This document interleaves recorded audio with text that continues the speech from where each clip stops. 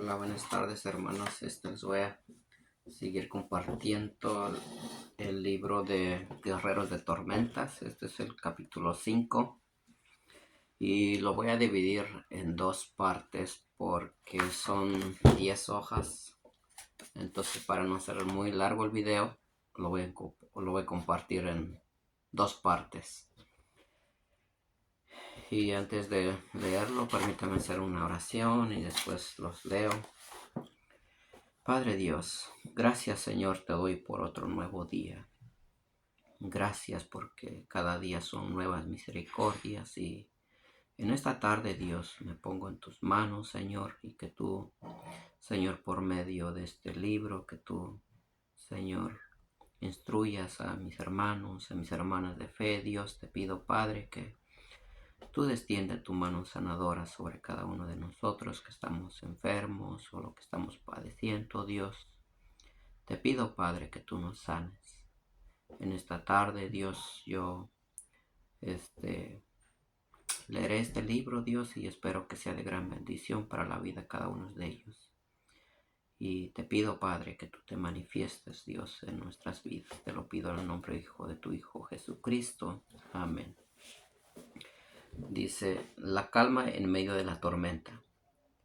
Cambia la tempestad en sosiego y se apaciguan sus olas, luego se alegran porque se apaciguan y así los guía al puerto que deseaban. Salmo 107, 29 y 30.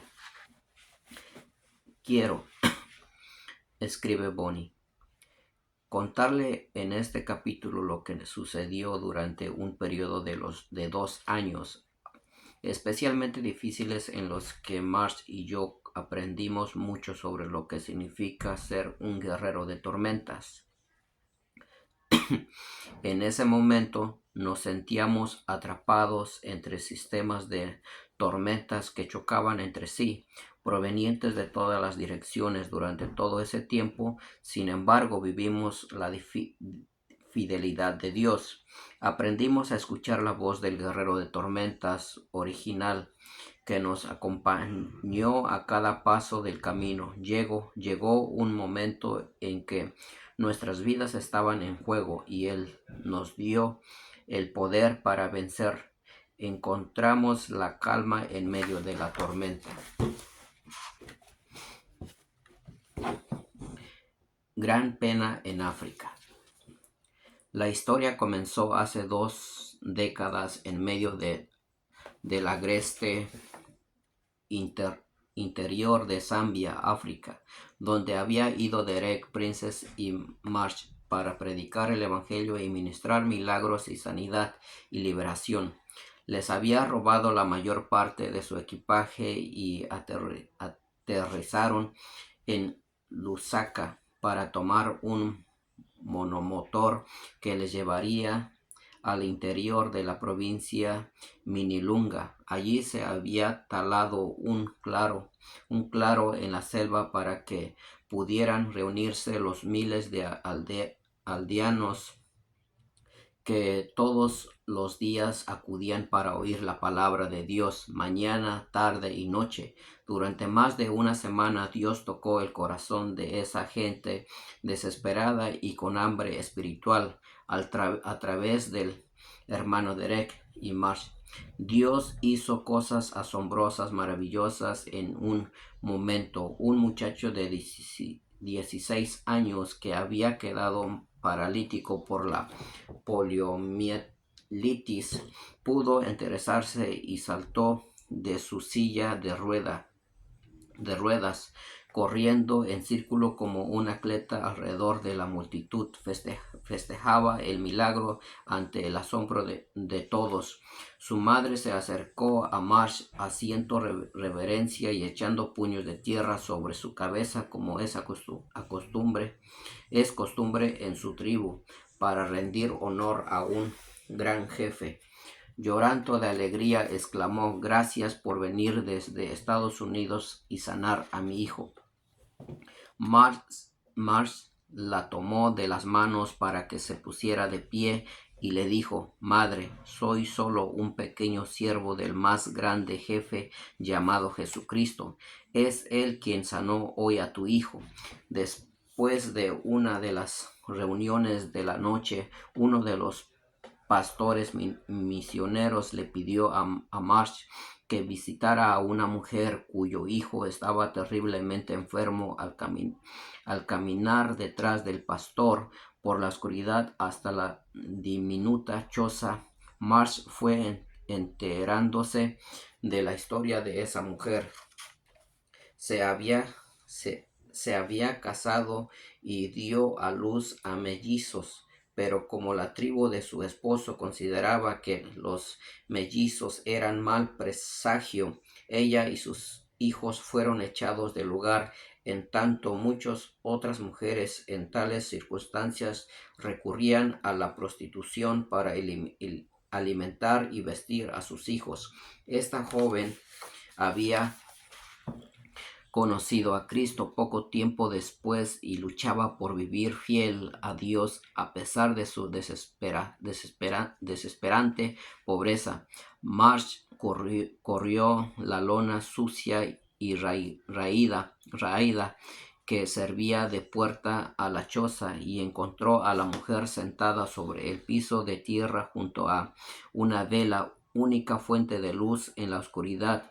Sobre la falda tenía el cuerpo de un niño pequeño que no se movía, y cerca de la pared había una estera donde dormía otro niño idéntico al enfermito.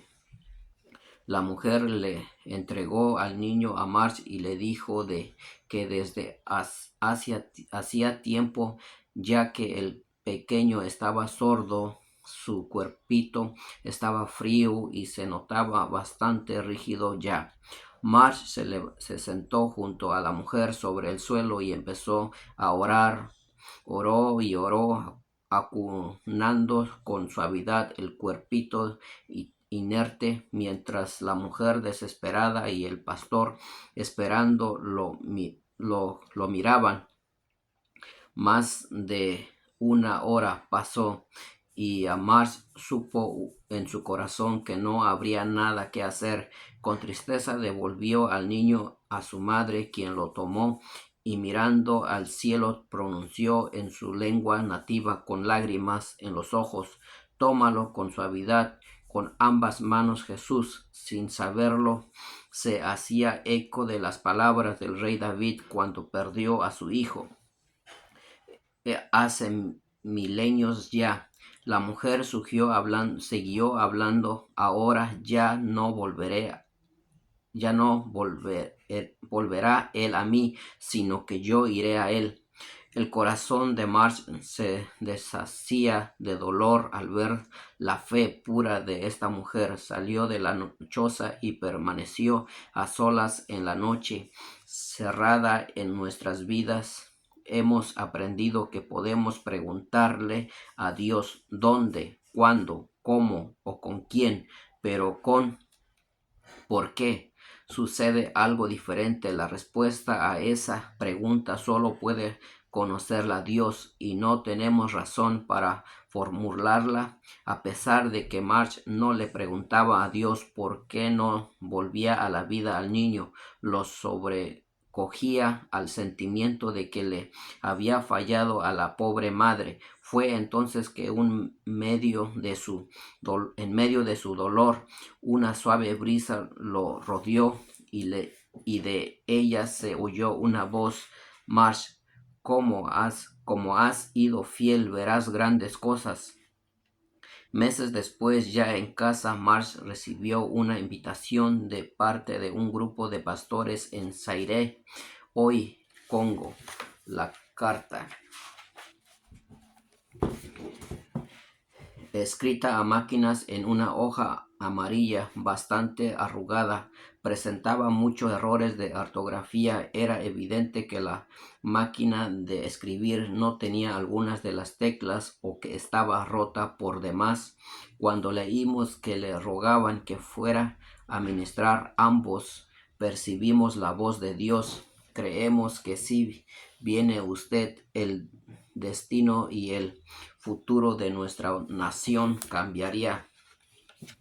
Lo primero que sentimos fue incertidumbre con respecto a que los autores de esta carta pudieran en realidad organizar el evento que planeaban. Esperamos que asistan cientos de miles de personas y que se transformen muchas vidas, escribían.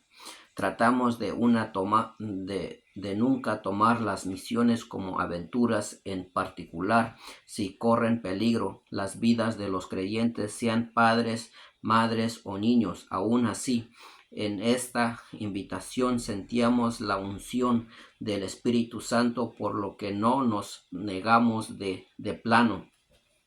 Marsh ya tenía planeado volver a Zambia, donde miles habían llegado a conocer a Jesús, y el milagroso poder de Dios había sanado cuerpos y vidas. Todavía le dolía la agonía de devolverle a la pobre madre el cuerpito interno del mellizo que había muerto, aunque Zaire es limítrofe con Zambia. Habíamos que el costo adicional de un vuelo a ese país nos impediría aceptar la invitación. Podrá imaginar usted nuestra sorpresa cuando el agente de viajes nos informó que el nuevo itinerario solo nos costaría $27 más. El Señor nos respondió fuerte y claro, y Marsh aceptó la invitación. La voz en la tormenta. Poco después recibimos una sorpresa más. Tendríamos un cuarto hijo, pero a los pocas semanas me diagnosticaron placenta previa, que significa que la placenta que alimentaba al bebé dentro del vientre materno cubre la abertura cervical. Esto representa riesgo de muerte para la madre y el niño. Fue el primer chaporrón en lo que sería una tormenta feroz.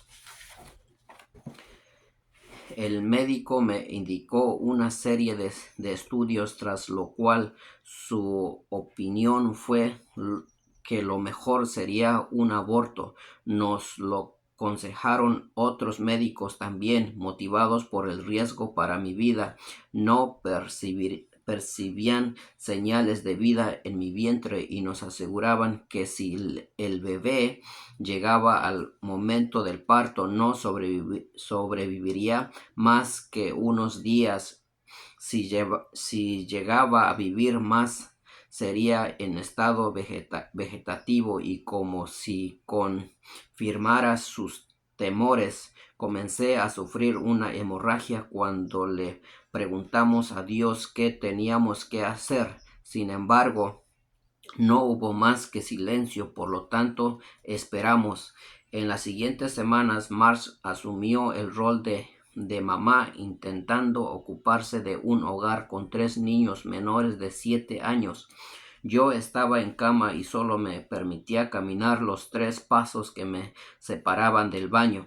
Nada más comencé a sentirme envuelta en una nube de incertidumbre y depresión, e intenté mantenerme positiva, confesando pasajes de la Biblia y recordando la fidelidad de Dios en medio de la tormenta. Mi cuerpo enloqueció con niveles de hormonas que fluctuaban y contracciones como de parto prematuro. Me sentía frustrada y aburrida, casi hasta las lágrimas. Ya no quería leer más revistas, y por otra parte me costaba mucho seguir en ese lugar de shalom, reposando en el amor de Dios en medio de esta crisis. En una batalla como esta era esencial que mi cuerpo y mi mente permanecieran fuertes durante lo que restaba del embarazo. No podía agotar mis energías comprometiéndome constantemente en en la guerra espiritual que se libraba con mi vida y la de mi hijo en juego. En esas semanas mi mirada volvía siempre a uno de los regalos que Marsh me había traído de su último viaje a África. Un cuadrito pintado a mano en el que había un hombre africano abriéndose paso por una densa jungla. La imagen del hombre era oscura, casi imperceptible en medio de la vegetación. Al mirar el cuadro recordaba lo que me había contado Marsh de su estadía allí, de los muchos enfermos y hambrientos que habían caminado durante días para llegar a donde pudieran oír el Evangelio. El cuadrito estaba colgado en la pared junto a la que pasaba yo para ir y volver del baño. Pensé en las mujeres que tenían problemas y dificultades como las que pasaba yo, pero sin un hogar moderno, una afectuosa familia en la iglesia, ni buenos médicos para ayudarlas. Decidí que no malgastaría mis sentimientos y emociones sintiendo autocompasión. El hombre del cuadrito se convirtió en el blanco de mis oraciones. Es posible que estuviera atada a la cama, pasando por una de las mayores pruebas de fe en mi vida, pero todavía podía orar, y eso hice. Seguía sangrando y oré por milagros en las vidas de los africanos necesitados. Con cada contracción de falso trabajo de parto, le pedía al Señor que hiciera algo grandioso por aquellos que no tenían otro auxiliador. Mi lecho de tribulación se convirtió en una portaaviones que enviaba cohetes tras cohetes de oraciones cargadas del Espíritu Santo hacia el corazón de las tinieblas. Era yo una guerrera de tormentas, y esta tormenta era el lugar donde debía aguantar y callar. Como dirían mis ancestros vaqueros, llevaba 21 semanas de embarazo y todavía no había señales de vida en mi vientre. Seguimos esperando que Dios hablara. Parecía estar ocultado su rostro en lo concerniente a nuestro bebé. Cuando habíamos enfrentado situaciones de vida o muerte con nuestro primer hijo Ben, jamás me había imaginado que tendría que volver a pasar por ese valle. Estábamos aprendiendo que Dios puede usar una victoria anterior en una prueba de fe aún más grande. Marsh todavía oraba con todo su ser. Día tras día, una tarde, Dios le habló: te daré una arma secreta. Entonces oyó la cosa más extraña, inusual. Tú y Bonnie saldrán de esto si ríen. La primera reacción de Marsh fue informarle a Dios que no había nada en nuestras circunstancias que pudieran considerarse siquiera remotamente gracioso, pero como también sabemos obedecer, Marsh trajo a casa cintas grabadas con actuaciones de nuestros comediantes favoritos. Durante una hora más o menos nos acostábamos juntos en la cama para escuchar las cómicas historias, y reímos y reímos. Pronto vimos que teníamos más fe, más esperanza, más amor y más paz, aun cuando nuestras circunstancias no hacían más que empeorar. Entonces un día yo oí esa voz: tendrás un hijo. Su nombre es Aarón. Y el Señor me dio Números 17, 3 y 4, 7 y 8 para que me sostuviera. Y sobre la vara de Leví escribirás el nombre de Aarón, las pondrás en el tabernáculo de reunión delante del testimonio donde yo me manifestaré a vosotros. Moisés puso las varas delante de Jehová en el tabernáculo del testimonio, y aconteció que al día siguiente fue Moisés al tabernáculo del testimonio y vio que la vara de Aarón de la casa de Leví había reverdecido, echando flores, arrojando nuevos y producido almendras. ¿Podría creerlo? ¿Nos daría Dios un hijo cuando los médicos ni siquiera encontraban un latido? Guardé esta palabra en lo más profundo de mi corazón. La semana siguiente me llamó una amiga de Texas con quien no hablaba desde hacía varios años. Estaba en mi armario de oración. Me dijo, y jamás había recibido una palabra así en mi vida, pero creo que Dios me habló. Dijo que tendrás un hijo y que debes llamarlo Aarón. Con esta asombrosa confirmación podía sostenerme firme en la promesa de Dios, invitando a otros a hacer lo mismo, pero mi cuerpo todavía no creía. Rompí la bolsa con meses de anticipación. La placenta se había esforzado demasiado mientras sufría las hemorragias, por lo que se rasgó y pujaba por salir de mi cuerpo. En esas semanas morí en 2 ocasiones de primera mano. Supe lo que muchos describen como la experiencia de volver de la muerte, de que el espíritu sale del cuerpo y ve la situación y a las personas desde fuera. Cuando mi espíritu abandonó mi agotado cuerpo, pude ver debajo a mi esposo y mis hijos en esa casa, y pensé que sería horrible para Marsh tener que ocuparse solo de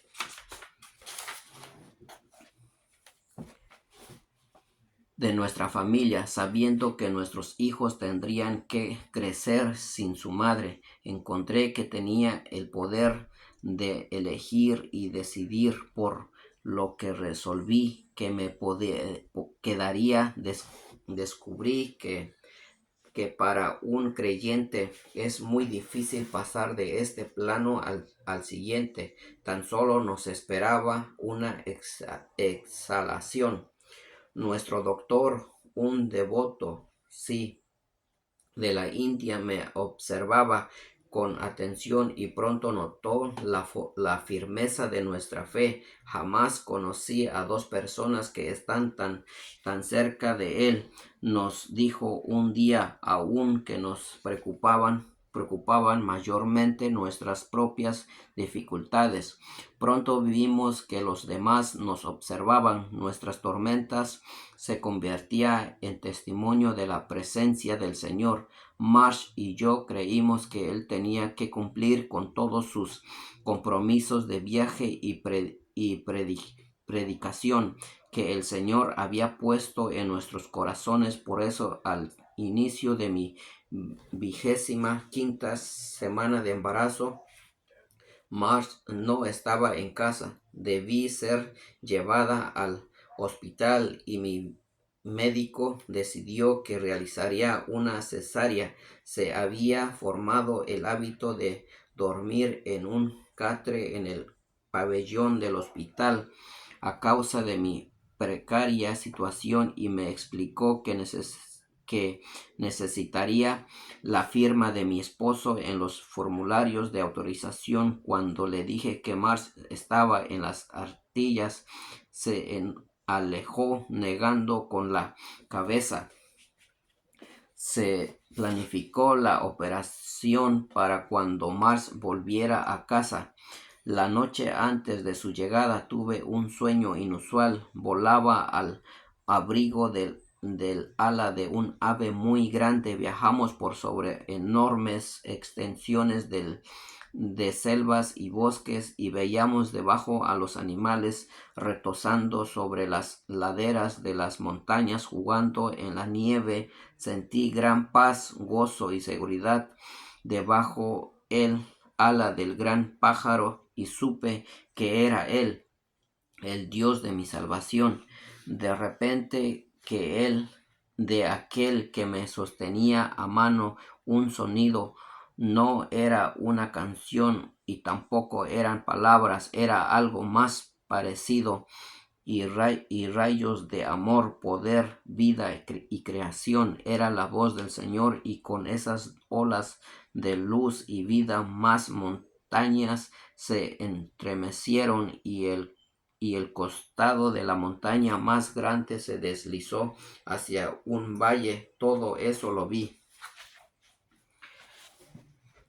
con ojos de maravilla ante su poder, y luego escrito en el cielo de mis sueños leí parte del Salmo 29. La voz del Señor hace parir a las siervas. Versículo 9. Marsh llegó a la mañana siguiente, y enseguida me llevaron a la sala de operación. Allí había más de dos docenas de profesionales de salud. La mitad se ocuparían de mantenerme viva, y la otra mitad estaba allí en caso de que hubiera vida dentro de mi vientre. Mientras se ocupaban de lo suyo, el anestesista me preparó para la cirugía, y antes de que me administrara la anestesia, otro hombre entró en la sala. Percibí su forma cuando se acercó a la camilla donde me hallaba, y vi esos mismos rayos de luz, amor y poder emanando de él. Los rayos cubrieron mi cabeza y viajaron por mi cuerpo, y al pasar por mi garganta y llegar al pecho y los brazos, vi que mi mano se levantaba, y me oí decir a manera de anuncio: puedo tener a este bebé por parto normal. El médico me miró y dio orden de tener los preparativos. Muy bien, dijo.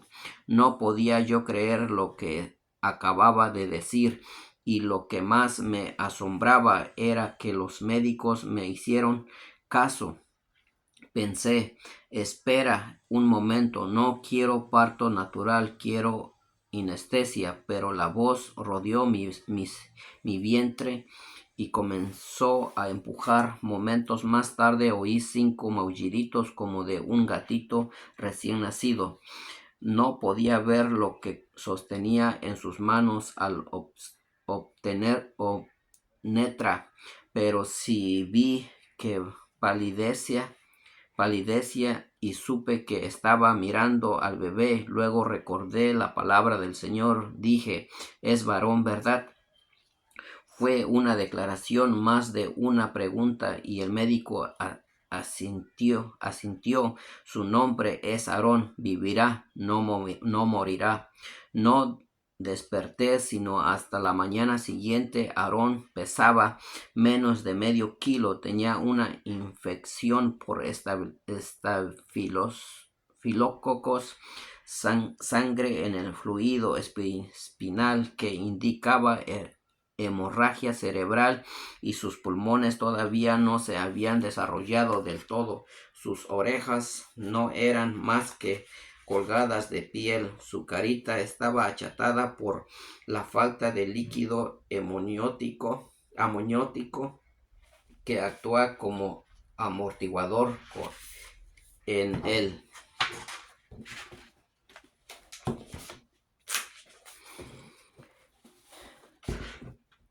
Vientre, su piel seca y vacía, lastimada, y eso no era lo peor. La peor parte de los intestinos de Aarón había muerto en el útero. La calcificación había perforado la parte que seguía viva y tenía gran gangrena en la cavidad abdominal. Era tan pequeño que podía pasar mi anillo de bodas por una de sus piernitas y ni siquiera se le veían las uñas de los dedos de, de tan minutas que eran sus manitas. Este era el hijo de quien Dios había dicho que había florecer su vara.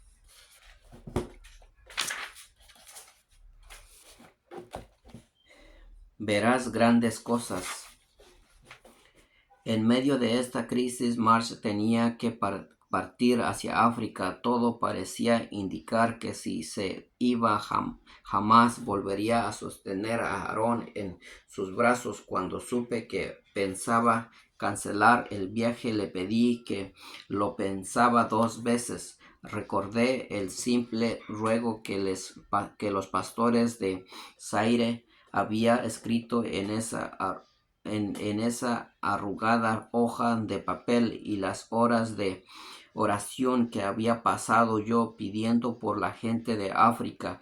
Tu presencia aquí no hará que Aarón viva o muera, pero si puedes llevar milagros, tu presencia en África tal vez marque la diferencia entre la vida y la muerte para otras personas con el corazón partido por la pena de tener que dejarnos. Se fue para proclamar la buena nueva a los pobres en obediencia al llamado que Dios que había puesto en nuestros corazones. En casa, la batalla por la vida de nuestro hijo seguía día a día. Mientras Marsh predicaba el evangelio y oraba por los enfermos bajo el sol africano, un miércoles justo antes de mediodía, mientras se hallaba de pie ante 50,000 personas movidas por el hambre del el mismo viento que había rodeado a Marsh el año anterior junto a la choza de la mujer de Zambia volvió a soplar con suavidad. Parecía hacer que todo se moviera en cámara lenta, acallado a las masas desesperadas que tenía delante. Entonces la voz habló. Aquí hay un hombre cuyo hijo murió esta mañana. Llámalo, porque hoy haré algo grande. Marsh tomó el micrófono y transmitió la voz del Señor. ¿Dónde está ese hombre?, preguntó. Malabamba Manicaí, alto y buen mozo, se acercó corriendo desde detrás de la muchedumbre. Hacía señales con los brazos en alto para que pudieran identificarlos, y al subir a la plataforma empezó a explicarles a los intérpretes que en efecto su hijo Katshinji, de 6 años, había muerto antes del amanecer a causa de la malaria cerebral, la misma enfermedad que se había cobrado la vida del niño de la joven al año anterior. Este niño tenía la misma edad que habría tenido el otro. El cuerpo interte que de Katshinji yacía en los brazos de un tío que lo lloraba junto a la mamá del niño en el hospital. Mamá, llamó de Kinshasa, Zaire. Marsh tomó las manos de Mulamba y oró simplemente. Señor, oro pidiendo que el mismo espíritu que resucitó a tu hijo de entre los muertos ahora levante el cuerpo del hijo de este hombre. Varios de los testigos que estaban allí en mamá llamó esa tarde dijeron que después de mediodía el cuerpo sin vida del niño de repente estornudó 2 veces y se sentó mientras su tío todavía lo sostenía entre los brazos. La noticia del milagro se difundió enseguida por toda la región y hubo gran regocijo, pero ese no fue el final de la historia. La misma gloria que resucitó a Kanshiji vino a nuestro hogar y por fin las cosas empezaron a darse para Aarón. De la muerte a la vida, Dios sanó a Aarón por completo. Hoy nuestro hijo es un joven atlético, buen mozo e inteligente que ama a Dios y lo sirve. De todo esto aprendimos que Dios nos habla a partir del amor que siente por nosotros.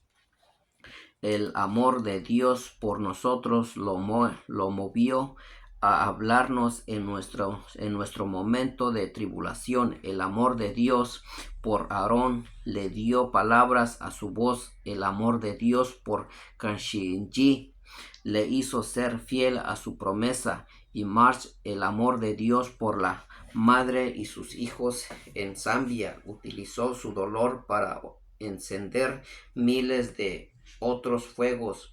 Su hijo vive en Jesús y ella le sostendrá en sus brazos, pero su historia ha quedado entrelazada con la nuestra para toda la eternidad y fue catalizador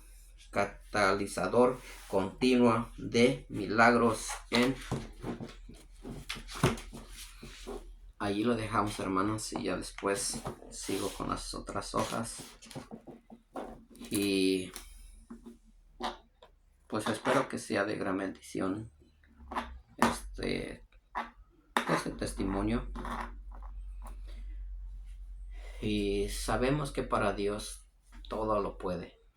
Para Dios no hay nada imposible. Y solo Él quiere que nosotros seamos obedientes, que acudamos a Él en oración continuamente, y cualquier tribulación que tengamos, que vayamos a Él. Él dice que nos metamos en nuestro aposento y oremos, que Dios Padre nos escucha y veremos las maravillas que hace Dios en nuestras vidas, en la vida de nuestros hijos.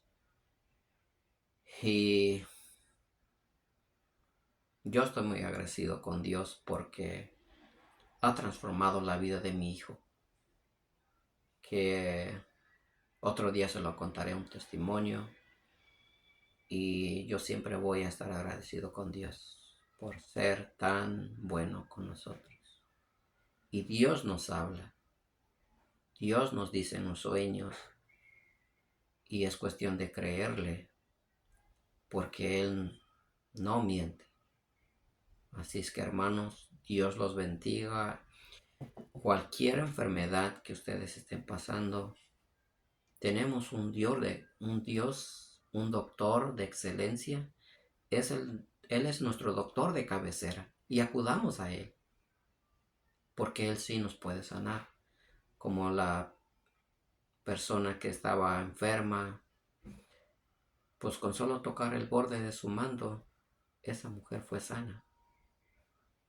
Y así podemos tocar también el borde de nuestro Señor y seremos sanos de cualquier enfermedad, de cualquier depresión, de cualquier ansiedad, de cáncer, de cualquier enfermedad que tengamos.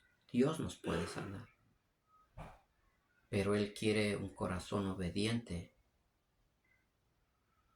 Y es lo que yo les exhorto, hermanos, sigamos adelante con pie firme y que pongamos la mirada a nuestro Dios sin voltear de lado, que nuestra mirada esté firme en obediencia, porque Él dice en Santiago 1:21, Dice que no quiere que seamos oidores de la palabra, sino hacedores de la palabra. Y realmente, hermanos, hay líderes o esposas de pastores, no porque ellos oran bonito, ellos piensan de que están en obediencia.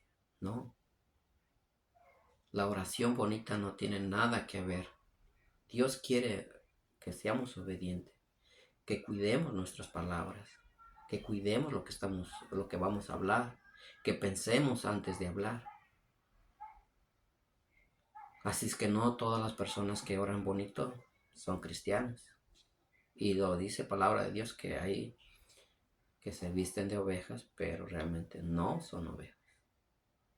Entonces Dios quiere un corazón obediente y que nosotros nos dejemos moldear, que todo orgullo, toda soberbia, todo egoísmo, lo pongamos en los pies del Señor y que Él nos transforme conforme su carácter de Él.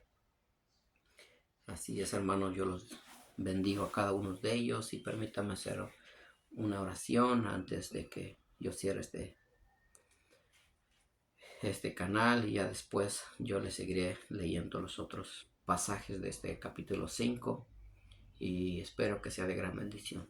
Padre Dios, gracias Señor te doy por este maravilloso tiempo de leer este libro. Dios, te pido Padre que tú Señor instruye nuestros corazones, que tengamos un corazón obediente Dios, y te pido Padre que esta guerra espiritual que tenemos día a día Dios, te pido, Padre, que tú nos ayudes, que siempre doblemos rodillas ante ti, Dios, y clamemos.